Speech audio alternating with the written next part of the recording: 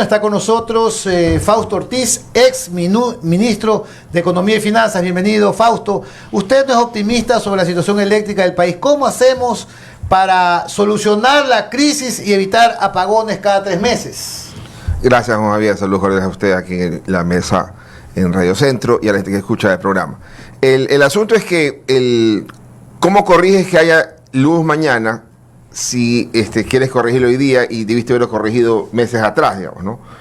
Porque este tema ya era algo bastante claro. Yo recuerdo ya por el mes de junio, yo escribía un editorial en El Expreso y decía, traigamos a Papá Noel en julio, porque era bastante evidente que el último trimestre del año iba a ser problemas de estiaje, problemas de la parte política, y las ventas se iban a caer fuertemente en ese último trimestre por esto que está ocurriendo ahora que recién empieza, ¿no? Entonces, el gobierno está tratando de corregir hoy día lo que debió haber hecho meses atrás, y esa corrección va a tomar tiempo. Todavía no estamos muy claros si es que los apagones que vienen programados para la otra semana son apagones de tiempo completo, si son apagones de mantenimiento, y si esos apagones de 4 días ya empiezan cada semana. Es decir, no hay una claridad en este tema, y el gobierno se ha caracterizado por esto, ¿no? Por no ser muy bueno comunicando, y cuando comunica rápidamente le sacan lo que es en verdad el mensaje. Fausto, buenos días. Y todo esto cambia de planes también en la macroeconomía del país, porque cuando se habló del 3%, los 3 puntos porcentuales del impuesto a la renta, del IVA y otras aportaciones o contribuciones vía impuestos que estableció el gobierno a inicios de años, apuntando hacia la seguridad ciudadana, ahora han tenido que desviarse también hacia este tema, que no estaba en el mapa, no estaba en el imaginario del gobierno. Si bien es cierto que se advertía la posibilidad de un estiaje no tan severo como este, entonces ahora tienen que invertir en barcazas, tienen que invertir en una serie de cosas, a lo cual pues tendrán que meterle mano a esa plata que supuestamente era básicamente para el tema de seguridad ciudadana. ¿Qué opinas tú? Mira, Carlos Vera sacaba ayer alguna noticia de alguna de las entrevistas que hace acá en Radio Centro, y entonces decía que este problema no es nuevo. O sea, esto aquí ya los técnicos de la Politécnica, los técnicos de las escuelas y universidades de electricidad, te lo venían diciendo 4 o 5 meses atrás. O sea, es un tema que ya estaba claramente determinado, y que sabemos que en la parte donde están las hidroeléctricas, la parte del estiaje empieza por estos meses. Y el asunto es que tú dices, oye, y en el presupuesto del Estado, ¿cuánta plata tiene el Ministerio de Electricidad o de Energía para poder hacer frente a estos apagones? Y dicen, mira, el presupuesto dice que el plan anual de inversiones es $60 millones, que es ridículamente pequeño. Y de esos $60 millones, se han ejecutado por ahí 30 millones. Y en el mes de septiembre, al menos ya el gobierno ha entendido que hay un problema muy grande, y en el mes de septiembre le aumentan el presupuesto en 324 millones adicionales. Es decir, ya el presupuesto del Estado de este ministerio va a terminar este mes en 380 millones, que va a ser el ministerio con mayor presupuesto para obra pública o para actividades de esta naturaleza en todo el país. Es decir, porque por ahí educación, salud tenía 250 millones, pero va a tener 380 millones. Es decir, ahora es importante ver cuánto de ese presupuesto que le ha asignado lo puede empezar ya a ejecutar y gastar, y ojalá que lo puedan hacer rápidamente, como aparentemente están otra vez con prisa en el tema de las barcazas, y ojalá que esa prisa no les rebote, ¿no? Porque hay que estar claro, está en el sector público tiene sus tiempos, y por eso es importante empezar antes, porque si no, esto termina rebotándote y con consecuencias un poco complicadas, y eso también hace que la gente diga, mejor no hago nada, porque si hago algo a destiempo y me salto algún proceso, me caen los abogados, ¿no? Fausto, buenos días, ¿cómo está? Pero de ese presupuesto que ha sido asignado al Ministerio, por ejemplo, ¿también se utiliza para pagar la energía importada de Colombia? ¿O eso lo paga ya directamente Finanzas? A ver, esa parte debería ser Finanzas, porque no es plan de inversión, digamos. Okay, no es una ejecución del Ministerio de Energía. Sí, puede ser algún tipo de entonces, o sea, nos estamos gastando mucho más en energía. Sí, hay que chequearlo, ¿no? Hay que chequear, depende de cómo lo quiera clasificar. La barcaza, por ejemplo, me suena que esa barcaza que es un alquiler, me suena que esa debería estar en ese plan. Cuesta como 200 millones. Claro, lo otro podría ser gasto corriente, pero hay que chequearlo. Pero en todo caso, lo cierto es que 60 millones era muy poco presupuesto. Y hoy día a 380 ya al menos te dice, oye, te diste cuenta al noveno mes que tenías que multiplicar por 5 ese presupuesto, lo cual te pasa un mensaje que ya se dieron cuenta, pero está un poco lento, ¿no? Ojalá no llame el ministro. ¿Y por qué allá en los años 2009, me parece, cuando se hizo, creo que el Master Plan de Electricidad, del cual habla bastante Correa, se planificaron estas hidroeléctricas como Coca-Cola, Sinclair y las demás, donde se hizo inversión pública? ¿Por qué allí porque allí se expulsaron las barcazas? Decían, pues Correa decía, vea de qué gallada es la barcazas, y acusaba de que eran de los amigos de los socialcristianos a cada rato. ¿Y por qué no se pensó en otros mecanismos de energía? Pregunto, o sí se pensó. ¿El país ha estado pensando en otros mecanismos de energía aparte de hidroeléctricas, termoeléctricas o barcazas o algo por el estilo, eólica, que pueda ayudarnos? Sí, el asunto pasa por tiempo, ¿no? La Tobachi Pilatón, que leía que ya va a empezar a funcionar ya casi que en estos meses. Son 200 y pico de megas de generación. Claro, pero eso arrancó en el 2008. Digamos. Yo recuerdo estaba en funciones como ministro de Finanzas y ahí se le asignó todo el presupuesto desde lo que se llamaba el FEICE, que era el Fondo de Estabilización para Hidroeléctricas, digamos, ¿no? Que era el anterior Fondo de Solidaridad, ¿o no? Que recogía la plata del anterior Fondo de Seguridad, y ahí había como unos 800 millones de dólares para asignar y se le asignaron una cantidad de plata, pero ya en el 2008, mira que han pasado hasta 16 años y recién va a empezar a operar. Y fue una hidroeléctrica que está complicada, seguramente problemas de la construcción, pero eso debe haber ocurrido hace tiempo. Y quizás también las otras cuestiones, la Coca-Cola Sinclair, que los estudios de hace 50 años te decía que había que hacer ahí quizás 1.200 megavatios o 700 megavatios, y aquí dijeron, ¿sabes qué? No, aprovechemos que hay un momento alto y vámonos a la capacidad máxima. Y se fueron hacia allá. Y hasta ahora tampoco ni siquiera esa hidroeléctrica se termina de recibir por parte del Estado porque todavía hay ciertos problemas. Entonces, claro, hay algunos problemas ahí que no se han solucionado. Y entonces es como complicado decir, bueno, no te diste cuenta que todas las hidroeléctricas están en esta zona y en esta zona como que al mismo tiempo se va el agua, digamos, ¿no? Entonces quizás debiste haber corregido algo. Y las urgencias que les tocó apagar y los fuegos que les tocó apagar a los gobiernos después del 2014, que se desploma el precio del crudo y se va la capacidad de endeudamiento del país, te enfocó en otros temas, apagar incendios y no ver a alguien de largo plazo. Y hoy día estás casi en esa misma situación, pero con la gran diferencia que tienes hoy día un bloqueo, un apagado cercano, ¿no?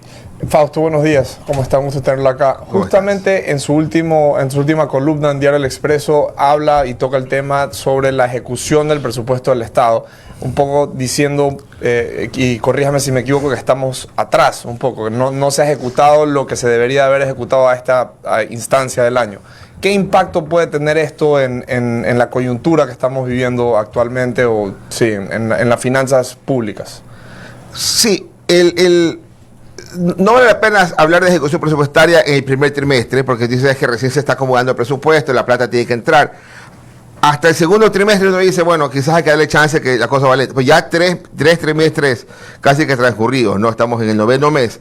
Entonces ya tú puedes hablar, algo está pasando. En el noveno mes estás ya llegando al 75% del año. La cifra real está en hasta agosto, ¿no? Que son las 2/3 partes del año que ha pasado. 66.6% del año ha transcurrido. Y la ejecución en promedio va a menos del 30%. O sea, va a menos de la mitad del ritmo que debería tener. ¿Y por qué se daría esto? ¿Por una falta buena, de liquidez? una buena respuesta es falta de plata, otra mejor respuesta es falta de ejecución y no creer que vas a conseguir la plata, porque si tú creyeras que vas a conseguir la plata, tú te la juegas y vas. Claro. El gobierno aumenta 3 puntos el IVA y se encuentra con la sorpresa, yo me imagino, porque no creo que alguien lo haya previsto, de que aumenta 3 puntos el IVA y la recaudación que más sube es la del impuesto a la renta. ¿Por qué? Porque también pusiste las autorretenciones y pusiste a los grandes contribuyentes que están sacando plata de la economía como loco y el gobierno se la está llevando. Aumentaron las reservas internacionales, una cantidad importante de recursos. La cuenta corriente única que que terminó el año pasado en 180 millones, ahora está en 900 millones. Claro. Entonces, esa plata debería regresar a la economía. Pues también decía, déjenlos volver, o sea, esos dólares que salen tienen que devolverlos. ¿Y devolverlos en qué forma? En atrasos, que es una cosa importante, para atender, o en obras como este tipo de cosas urgentes en la seguridad, que era para lo cual se subió los 3 puntos del IVA, y también para el asunto de la energía. Y en atraso, por ejemplo, ¿cómo vamos en atraso? ¿No? El año pasado, diciembre fue un pésimo año, terminó en 5.300 millones de atraso. Hasta junio, que es el último dato oficial de cifras de endeudamiento y donde se ven los atrasos, va en 4.600 millones, es decir, hay una caída bien restado de 950 millones de dólares en estos 6 primeros meses del año, que son a un ritmo de 160 millones por mes que se está disminuyendo los atrasos. Va muy lento, porque si no haces una devolución y pago de esos atrasos más rápido, te cae diciembre, que en diciembre aumenta otra vez 2.000, 3.000 millones de dólares los atrasos. Entonces ahí hay que tener más decisión de poder pasar la plata más rápido. Fausto, ustedes los economistas son como los médicos de la economía nacional. A ver, tómele pulso, temperatura y presión arterial a la economía ecuatoriana en este momento. Cuadro de hoy. A ver, estás en medio de un estancamiento, eso no hay duda que estás estancado, las ventas no se disparan, a pesar de que el incremento del IVA es importante, pero el incremento del IVA no obedece a las ventas, obedece a la mecánica de cómo se está recaudando. Estás reteniendo de una forma distinta que en el pasado. Fausto, perdón la interrupción. ¿Y el incremento a la contribución patrimonial de los bancos, a las utilidades de los bancos, la autorretención hecha en la reforma tributaria de diciembre, implica algo en el presupuesto general del Estado también, aparte del IVA? Sí, pero no, ese impacto ya pasó. Okay. Ya fueron quizás 200, 300 millones de dólares que ya fueron registrados en los primeros 6 meses del año. La remisión, también que se esperaba que sean 800 millones, tampoco fue tanto, pero ya pasó. Lo nuevo es, desde junio para acá, es IVA y es impuesto a la renta. Ese es el tema. Hay un ICE nuevo ahí que se cobra a los pronósticos deportivos, ahora que están tan grandes, se ha aumentado un impuesto. Pero esos son marginales. Pero ha mejorado la economía del país, la calle tiene más dinero, ¿se refleja eso en el consumo o no se refleja? Me preocupa que hay algunos indicadores, como por ejemplo la venta automotriz que ha disminuido, la hotelería y el sector turístico también ha manifestado reducción de ingresos. O sea, cuéntanos un poquito de eso y la causa. Es que si las ventas han caído, es claro que el consumo está cayendo. Las importaciones están terribles. La importación de materias primas industriales están con una caída del 20% con relación al trimestre igual, el segundo trimestre de este año contra el segundo del año pasado, 20%. Y si no importas materias primas industriales, ¿qué mensaje le estás dando a la economía? No vas a tener materia prima para poder producir aquello que quisieras vender. Y no lo estás haciendo, no porque no tengas plata, es porque no tienes demanda. La inflación, que uno dijera, mira, la inflación con la subida del IVA y con la subida de la gasolina va a dispararse, nada que ver, es porque no hay plata. Es decir, esa es la situación que estamos, situación que estamos viviendo. ¿En algo influye el costo de fondos que ha estado carísimo este año? Las tasas de interés han estado súper arriba, y voy también a la pregunta de ayer, que me parece que la Fed estadounidense bajó las tasas de interés. Si eso va a afectar, como usted ve en proyecto a mediano plazo, proyectado a mediano plazo, a algún impacto en la economía ecuatoriana, el hecho de que el financiamiento va a estar más barato, entre comillas. A ver, varias cosas. La plata más cara es la que no existe, ¿no? Ese es el problema. O sea, si me dices a mí, hay plata al 10, yo lo tomo. Hay plata al 11, la tomo. Hay plata al 15, pero la tomo. El corporativo de la tasa estaba al 12. La tienes que tomar, digamos, porque es preferible tomar para el proyecto que lo que haces es dejar al lado algunos proyectos, pero el proyecto que tenga buena rentabilidad, te vas por ahí. Ya. Entonces, pero la más cara es la que no existe. Entonces, por lo tanto, el problema no es la tasa, el problema es la falta de crédito, que no ha crecido al ritmo que debería haber crecido. Ok. Uno. Y lo segundo, la Fed acaba de bajar 50 puntos de la tasa de interés, ¿no? Que hoy dicen 50. Y eso es histórico, medio ¿no? punto, ¿no? Medio punto de interés es 50 puntos básicos. Es una bajada un poco más, estaba esperada, pero es más alta de lo que hace 6 meses yo hubiera pensado que se tenía que bajar, pues siempre se baja en 25. O sea, cuarto punto. Y entonces, para nosotros, ¿es beneficioso? Sí, en algo. El Fondo Monetario está discutiendo ahora, ¿sabes qué? Vamos a bajar las sobretasas de interés que te cobro por el financiamiento en los créditos que tenemos nosotros, que son 6.000 millones de dólares con el Fondo Monetario. Pero para conseguir plata de ese mismo punto nos ayuda. Sí, pero no es tan material, porque si conseguimos el mercado internacional de bonos, que hoy día tendríamos acceso al 16% de interés, ya es bastante malo 16, como también es bastante malo 15,5, y a esas tasas, sea 15,5, 16, no vamos a ir a tomar plata al Pero mercado. Eso no es una macroeconomía. alternativa, entonces. Ahorita no es una alternativa salir al mercado de bonos, digamos.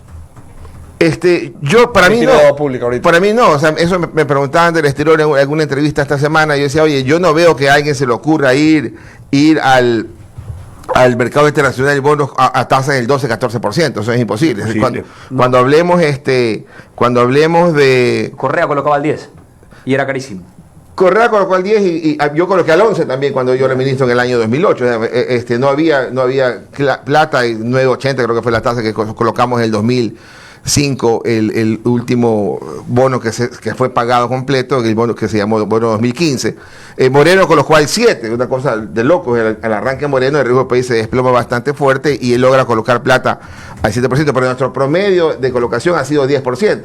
Porque lo que te dice el mercado es, mira, como no me vas a pagar el capital, aunque sea con el 10% de interés, en 10 años yo he cobrado la plata que te presté. Claro, Entonces, eso un poco es la lógica del gobierno. Fausto, ¿cómo estamos con el pago del servicio de la deuda externa? ¿Cuándo tenemos que pagar? ¿Qué montos? ¿A quiénes le debemos? ¿Cuánto le debemos al Fondo Monetario? ¿Cuánto le debemos a los chinos? ¿Qué otra deuda hay del Estado central o del gobierno central al exterior?